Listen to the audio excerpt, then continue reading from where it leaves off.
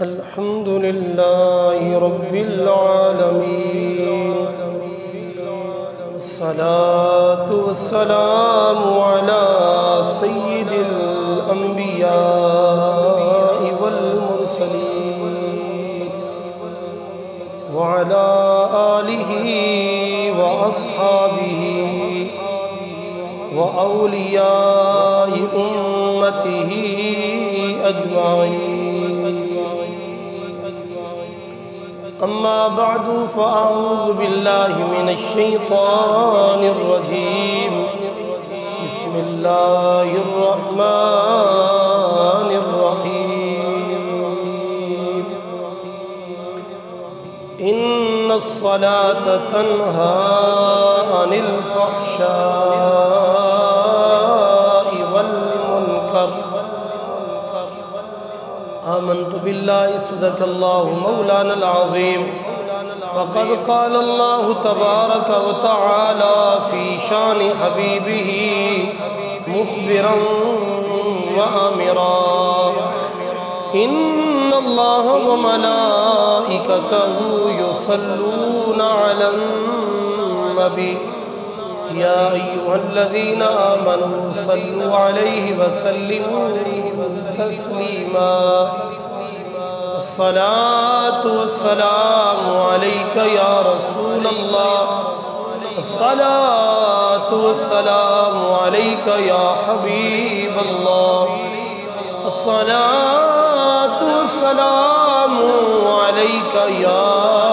شفيع المذنبين وعلى آلك وأصحابك يا رحمة للعالمين. حمد و صلاح کے بعد خلاق لم یزل پروردگار عالم جل جلالہ و عم نوالہ کا بے حد شکر ہے اس کی توفیق سے آج کے بابرکہ دن جمعۃ المبارک سید الایام ہفتہ بھر کے دنوں کا سردار دن اور بلا شبہ اہل ایمان کے لیے عید کا دن اللہ کے گھر میں حاضر ہیں.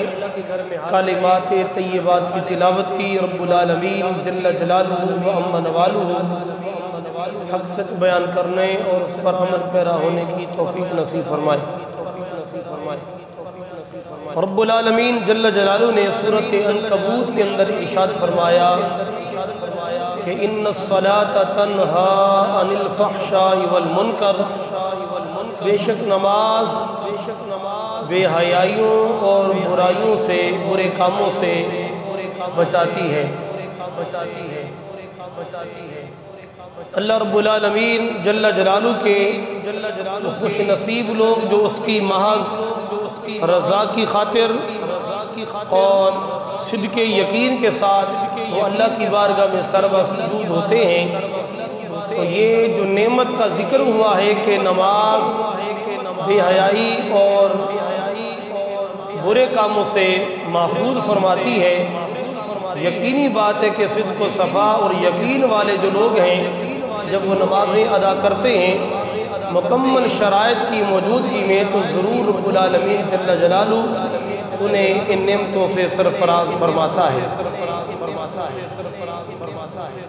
جب شرائط کا وجود نہ ہو اور جو ہمارے اندر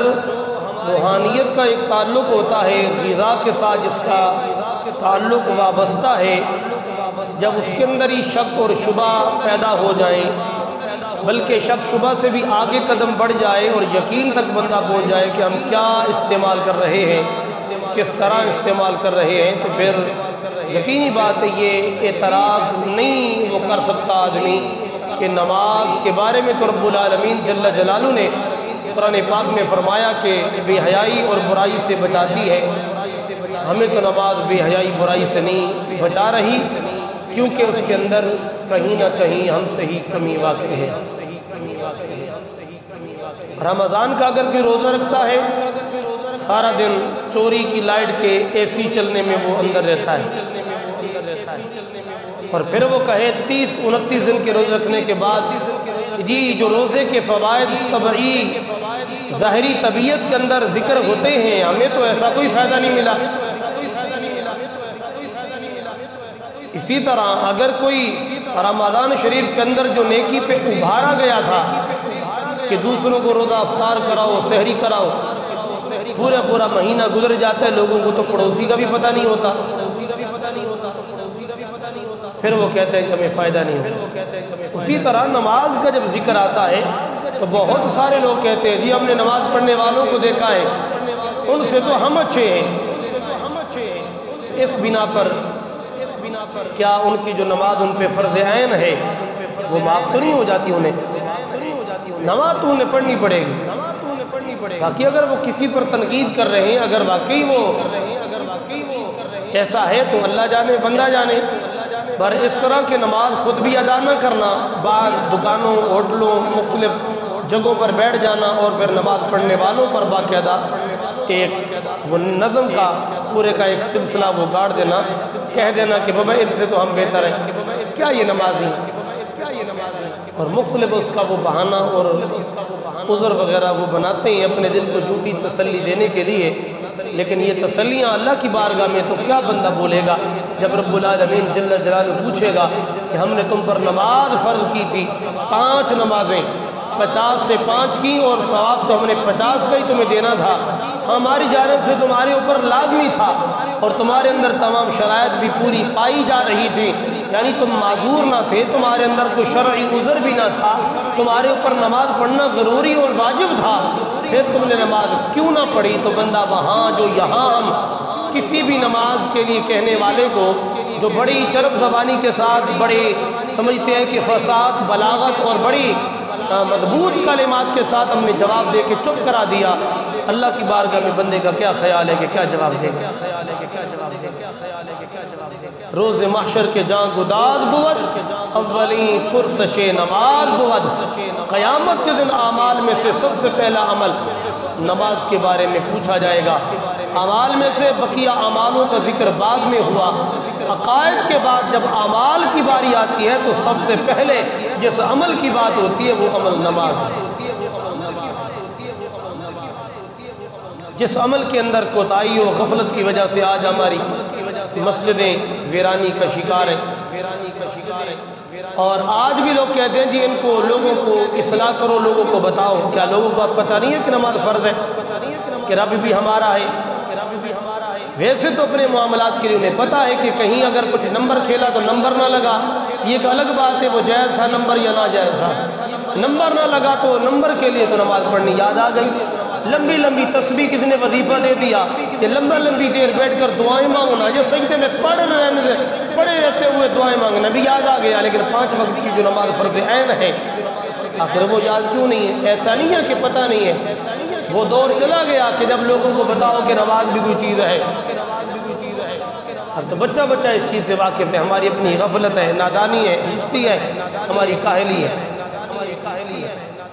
لیکن آقا کریم صلی اللہ علیہ وسلم کے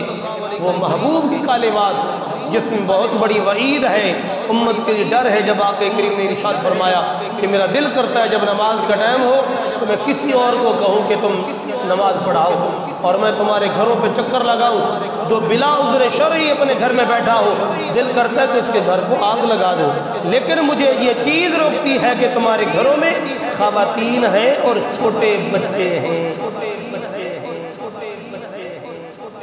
اتنی بڑی بھائی، اللہ رب العالمین جل جلالہ کے کلام کے اندر سورۃ عنکبوت کے اندر رب العالمین جل جلالہ نے فرمایا کہ نماز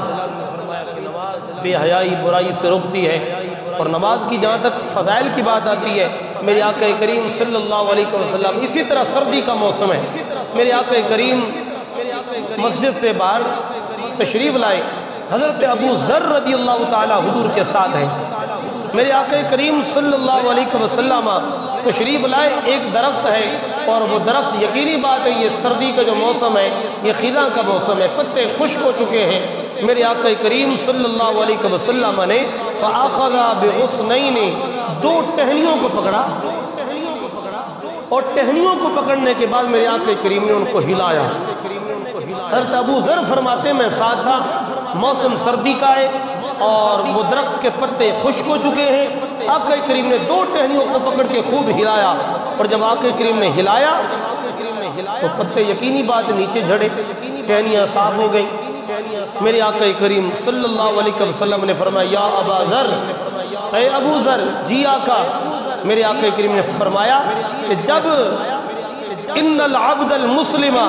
لیصلی الصلاۃ یرید بہا بوجہ اللہ، جب اللہ کا بندہ اللہ کے لیے نماز پڑھتا ہے، اس کی رضا کے لیے نماز پڑھتا ہے، تو جیسے تم نے دیکھا نا یہ 2 ٹہنیاں میں نے پکڑ کے ہلائی ہیں، کتنا تیزی کے ساتھ پتے نیچے جھڑے ہیں۔ جی یا رسول اللہ، بہت جلدی یہ ٹہنی صاف ہو گئی، درخت ہی جھڑ گیا۔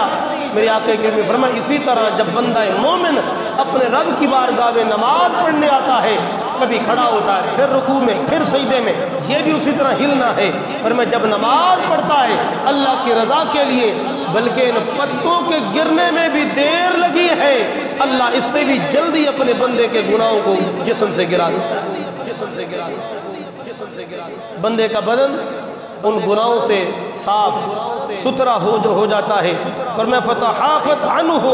ذنوبہ کما تحافت هذا الورق عن هذه الشجرة، جیسے اس درخت کے پتے جھڑے ہیں، پتے گرے ہیں، اسی طرح بندے کے گناہ بھی جھڑ جاتے ہیں، گر جاتے ہیں۔ بندہ جب نماز مکمل کرتا ہے اور اللہ کے گھر سے جب اپنے گھر کی طرف جاتا ہے، اس شان سے جاتا ہے کہ برائیاں میل کچیل لے کر آیا تھا، لیکن اب جب جا رہا ہے صاف ستھرا گناہوں سے ہو کے جا رہا ہے۔ تو بجائے جو اللہ کے گھر میں آ رہے ہیں ستھرے ہو کے جا رہے ہیں، بجائے ان کی مدح تعریف کرنے کے، اب کوشش یہ ہوتی ہے بار بیٹھنے والوں کے لیے کہ وہ جیسے نمازی نکلے تو ان پر تنقید کرے، ارے ان کی کیا نماز ہوتی ہے، وہ تو اللہ تعالیٰ جانے، باقی اگر ان سے کوئی کمی بیشی ہو رہی تو وہ بھی کریم جانے۔ اور اگر یہ پوری شرائط پوری ضوابط کے ساتھ آ رہے ہیں تو پھر اللہ پہ کبھی بھی اس طرح کی بات نہ کرو کہ وہ اپنے بندوں کے اعمال ضائع کرے، اللہ اس سے پاک ہے۔ بندہ پوری کوشش کر کے آ جائے، کریم کبھی بھی اہل ایمان کے اپنے بندوں کے اعمال ضائع نہیں فرماتا۔ ان اللہ لا یضیع، اللہ فرماتے ہیں میری یہ شان نہیں ہے کہ میں اپنی نیکی کرنے والے بندوں کے اعمال کو ضائع کر دوں، بلکہ کوشش تو آپ کر کے دیکھو، آپ نیکیاں کر کے دیکھو تو صحیح، میں کریم رب العالمین ضرور انہیں اپنی بارگاہ میں شرف قبولیت عطا فرماؤں۔ تو بدگمانی نہیں، ہاں اپنی جانب سے جو کوشش ہے وہ کرنی ہے۔ مثلا ایک بندہ بے نمازی آ کر ادھر کھڑا ہو جائے اور میں نمازی اللہ نے قبول کرنی ہے، تو ہم کہیں گے نہیں یہ بے وقوفی ہے، کیونکہ اللہ رب العالمین نے طہارت کا حکم دیا، رسول اللہ نے ہمیں وضو کا حکم دیا، شریعت نے ہمیں حکم دیا کہ پہلے وضو کرنا ہے، طہارت کرنی ہے، کیونکہ طہارت نماز کی چابی ہے۔ یہ حدیث پاک میں آ گیا کہ پاکیزگی نماز کی چابی ہے، اور نماز جنت کی چابی ہے۔ اور جب حدیث میں طہارت کا ذکر آ گیا، قرآن پاک میں طہارت کا ذکر آ گیا، تو طہارت تو کرنی ہے نا۔ اب کہ اللہ نے قبول کرنی ہے اور بندہ بے نمازی کھڑا ہو جائے، بے غسل جنبی کھڑا ہو جائے، تو نہیں، اس نے تو شرائط کو پورا ہی نہیں کیا، بلکہ گناہ ہوگا کہ جان بوجھ کے اگر کوئی بندہ ناپاک حالت میں بندگی نماز پڑھتا ہے، جان بوجھ کے، علماء نے اس کو کفر تک ذکر کیا ہے کہ جان بوجھ کے ناپاکی کی حالت میں عبادت کرنا کفر ہے۔ ہاں طہارت کرے، بدن پاک ہے، پھر وضو کیا، مزید حد سے اصغر سے بھی وہ پاک ہو گیا، بدن بھی پاک ہے، کپڑے بھی پاک ہیں، اور جہاں نماز پڑھ رہا ہے وہ جگہ بھی پاک ہے، قبلہ جانے منہ بھی ہے، وقت بھی نماز کا ہے، تو جی بسم اللہ آپ شرائط پوری کریں، یقین رکھیں رب العالمین نے اپنے بندوں کی بندگی کو قبول کرنا ہے۔ لیکن اگر ہم اپنی جانب سے پورا ہی نہ کریں، غسل کرنا ہے غسل نہ کریں، وضو کرنا ہے وضو نہ کریں، اللہ نہ کرے، اور کسی بندے کا بدن پاک نہیں ہے، یا کپڑے پاک نہیں ہے، جگہ پاک نہیں، یا نماز کا وقت ہی نہیں ہے، یا اس نے جان بوجھ کے قبلے کی جانب منہ ہی نہیں کیا ہے، تو نماز کیسے قبول ہوگی؟ لاکھوں پڑھتا رہے۔ تو اس لیے جتنا بندے کے لیے ضروری ہے علم و شعور کی روشنی میں، وہ پورا کرنا ہمارے لیے ضروری ہے۔ پھر اللہ تعالیٰ کی بارگاہ پہ امید رکھنی چاہیے، نا امیدی شیطان کا کام ہے، اور امید رکھنا اچھے اعمال کر کے اس کی قبولیت کا یہ بندہ مومن کا کام۔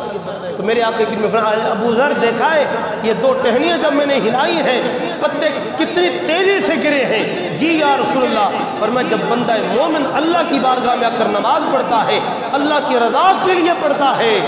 تو رب العالمین جیسے اس ٹہنی کے پتے گرے ہیں اس بندہ نماز پڑھنے والے کے گناہ بھی بدن سے یوں جھڑ جاتا ہے۔ بندہ گناہ کرتا ہے، گناہ کا پتلا ہے انسان، اور حدیث پاک کے اندر آتا ہے کہ آقا کریم صلی اللہ علیہ وسلم نے فرمایا اے محبوب یہ جو 5 نمازیں ہیں اپنی امت کو بتائیں، جمعہ سے جمعہ، عید سے عید، یہ درمیان کا جو وقت ہوتا ہے اس کے لیے کفارہ ہے۔ جب ہم جمعہ پڑھتے ہیں اور پھر ہفتہ بھر نمازیں بھی پڑھتے ہیں، پھر جب جمعہ آتا ہے تو یہ جو 2 جمعوں کے درمیان پورا ہفتہ گزرا ہے اس میں جو ہم سے گناہ صغیرہ جانے انجانے چھوٹے گناہ ہو جاتے ہیں ہمیں پتہ ہی نہیں ہوتا۔ فرمایا وہ ان جمعوں کی وجہ سے 2 جمعوں کے درمیان آپ بندگی کرتے رہے، ایک جمعے سے دوسرے جمعے کے درمیان جتنے بھی گناہ صغیرہ ہو جاتے ہیں اللہ وہ سارے معاف فرما دے۔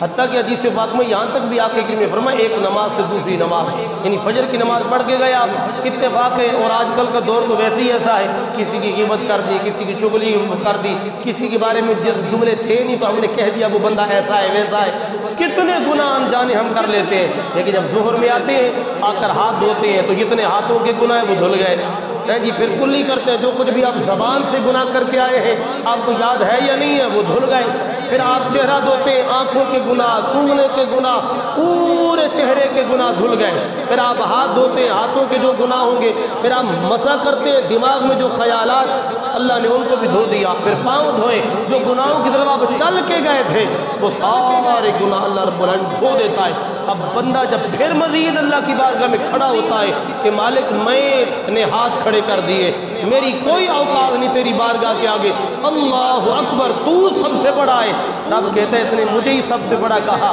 اپنی اس نے حقارت اپنی معمولی چھوٹے ہونے کا ذکر کیا، میری کبریائی کا ذکر کیا، اسی بات میں خوش ہو کر کریم رب العالمین اپنے بندے کے سارے گناہ دھو دیتا ہے، بلکہ اجر و ثواب سے اس کے نام اعمال کو بھر دیتا ہے۔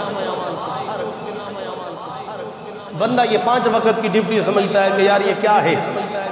اور کچھ لوگ تو اس طرح کے بھی اس زمانے کے اندر پائے جاتے ہیں تو کہتے ہیں یہ ملوں کے، یہ مولویوں کے کام ہے، حالانکہ رب العالمین نے کہیں بھی نہیں فرمایا کہ اے مولویو اقیموا الصلاۃ، تم نماز پڑھو، تمام اہل ایمان کے لیے فرمایا اے ایمان والو نماز قائم کرو۔ ایمان والا مولوی بھی ہے، امام بھی ہے، مقتدی بھی ہیں، ساری حضور کے غلام جو اہل ایمان ہیں وہ سارے اس کے مخاطب ہیں، سب کو نماز پڑھنی ہے۔ کچھ لوگ اس طرح بھی اپنی جہالت کے اندر اس طرح کے جملے کہہ دیتے ہیں۔ اور پھر ایک اور بات بڑی عظیم ہے، وہ یہ کہ آج کے دور میں آپ دیکھتے ہیں، پیچھے ہم تھوڑا عرصہ جائیں تو یہ ہماری بیماریاں اور ہمارے یہ دکھ، اور بالخصوص جو ہماری بزرگ ہیں جو بیٹھ کر نمازیں پڑھتے ہیں،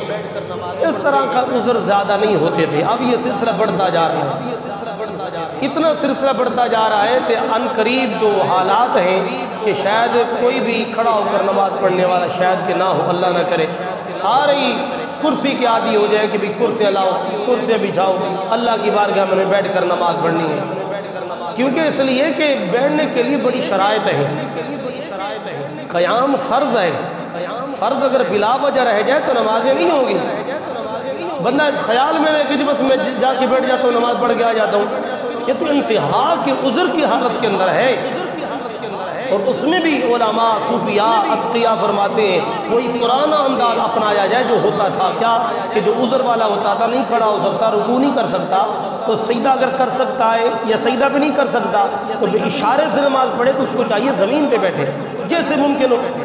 سخت جگہ بھی نہیں بیٹھ سکتا تو نرم جگہ بنا لے،